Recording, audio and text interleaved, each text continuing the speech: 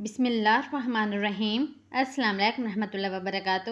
سفر کے مہینے میں کالے چنے لے کر ان کا صدقہ کر دو، ہر حاجت ایسے پوری ہو جائے گی جیسے پوری ہونے کا حق بنتا ہے۔ دولت مانگو گے دولت مل جائے گی، جتنی مانگو گے اتنی مل جائے گی۔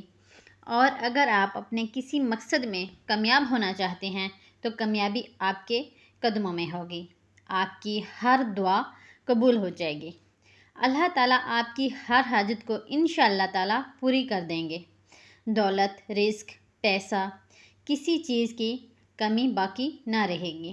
بس آپ نے کرنا کیا ہے، آپ نے کالے چنے لے لینے ہیں اور سفر کے مہینے میں کسی بھی دن بتائے گئے طریقے سے صدقہ کر دینا ہے۔ پیارے ناظرین، کالے چنوں کا صدقہ آپ نے کیسے کرنا ہے اور کن باتوں کا خیال رکھنا ہے، اس کو جاننے کے لیے ویڈیو کو آخر تک ضرور دیکھیے گا تاکہ کوئی بھی ضروری بات آپ سے مس نہ ہو جائے۔ محترمہ ناظرین، آپ نے اپنے بڑے بوڑھوں سے سفر کے مہینے میں کالے چنوں کا صدقہ کرنے کے بارے میں ضرور سن رکھا ہوگا۔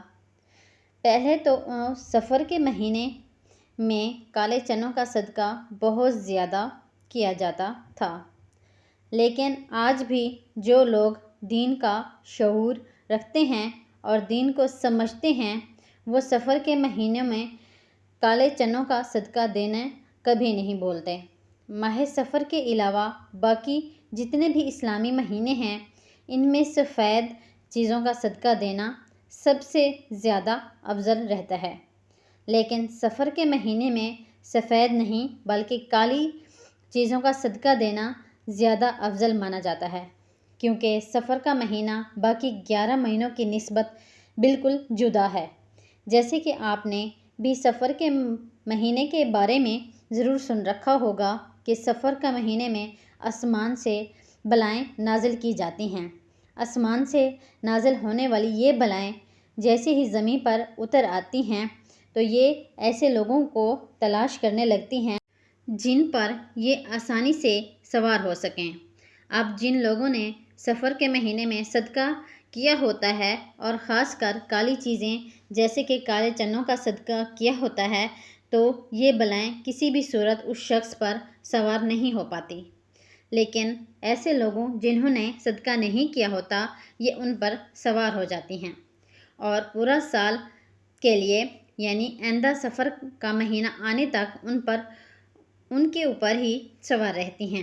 آسمان سے اترنے والی ہر بلا اپنے ساتھ کوئی نہ کوئی مخصوص مصیبت اور پریشانی لے کر آئی ہوتی ہے، جیسے کہ کچھ بلائیں اپنے ساتھ بیماری لے کر آتی ہیں، کچھ رزق کی تنگی، کچھ بابرکتی، کچھ اچانک آنے والے حادثات، جبکہ کچھ لڑائی جھگڑے اپنے ساتھ لے کر آتی ہیں۔ اب اگر کسی شخص پر ایسی بلا سوار ہو جائے جو اپنے ساتھ رزق کی تنگی لے کر آئی ہے تو وہ شخص سخت غربت اور رزق کی تنگی کا شکار ہو جائے گا۔ پھر وہ شخص جتنی مرضی کوشش کر لے، جو مرضی حکمت چلا لے کبھی بھی وہ رزق اور دولت کے حوالے سے خوشحال نہیں ہو پائے گا۔ اسی طرح اگر کسی شخص پر ایسی بلا سوار ہو جائے جو اپنے ساتھ بیماری لے کر آئی ہے تو پھر وہ شخص بیمار رہنے لگ جائے گا۔ ڈاکٹر لاکھ کوشش کر لیں، ڈاکٹر کو سمجھ ہی نہیں آئے گا کہ اس شخص کو اصل مرض کیا ہے۔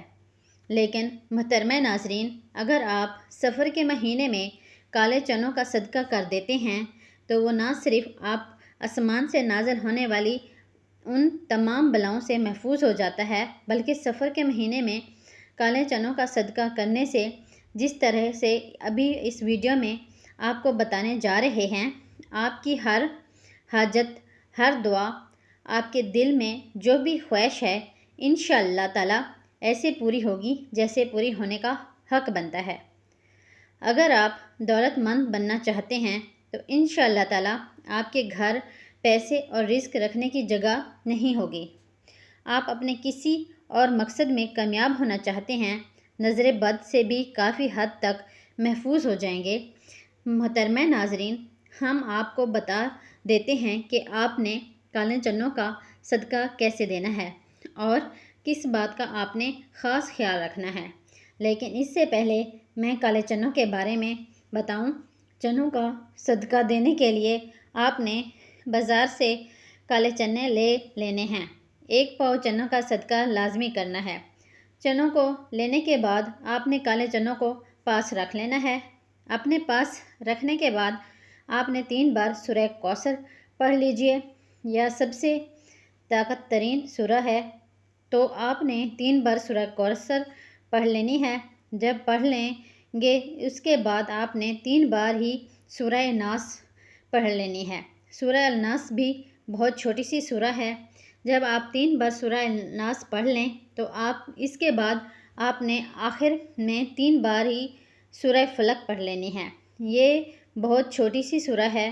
محترمہ ناظرین، سورہ کوثر کے بارے میں تو میں آپ کو بتا ہی چکی ہوں کہ یہ قرآن پاک کی سب سے چھوٹی لیکن سب سے طاقتور سورہ ہے، اور اس کی وجہ بھی آپ کو پتہ ہے، کیونکہ یہ اللہ تعالیٰ کی جانب سے نبی کریم صلی اللہ علیہ وسلم کو ایک تحفہ تھا۔ اللہ تعالیٰ نے سورہ کوثر میں نبی کریم صلی اللہ علیہ وسلم کو یہ دلاسا دیا تھا کہ جو لوگ آپ کو ابتر کہہ رہے ہیں، نعوذ باللہ، وہ اصل میں خود ابتر ہیں، اور آپ کا نام رہتی دنیا تک باقی رہے گا۔ اور یہی چیز سورہ کوثر کو قرآن پاک کی سب سے چھوٹی اور سب سے طاقت ترین سورہ بنا دیتی ہے۔ اسی طرح اگر سورہ ناس اور سورہ فلق کی بات کریں تو یہ دونوں بھی بہت ہی چھوٹی چھوٹی صورتیں ہیں لیکن بے حد طاقتور ہیں۔ سورہ الناس اور سورہ فلق پڑھنے والا جن اور انسان دونوں کے شر کی حد سے محفوظ ہو جاتا ہے۔ آسمانی بلائیں اس پر نازل ہونے کا سوچ بھی نہیں سکتی۔ اچانک آنے والی مصیبتوں سے انسان مکمل طور پر محفوظ ہو جاتا ہے۔ تو پیارے ناظرین، جب آپ 3 بار سورہ کوثر، سورہ فلق اور سورہ الناس پڑھنے کے وقت جو آپ کے سامنے چنے رکھے ہیں، ان کو آپ نے صدقہ کر دینا ہے۔ کالے چنوں کو آپ نے صدقہ کس طریقے سے کرنا ہے، یہ بھی نوٹ فرما لیں۔ سب سے پہلی چیز یہ کہ کالے چنوں کو کبھی بھی آپ نے کچے صدقہ نہیں کرنا، یعنی بنا پکائے آپ نے ان کالے چنوں کا پکا کر صدقہ کرنا ہے۔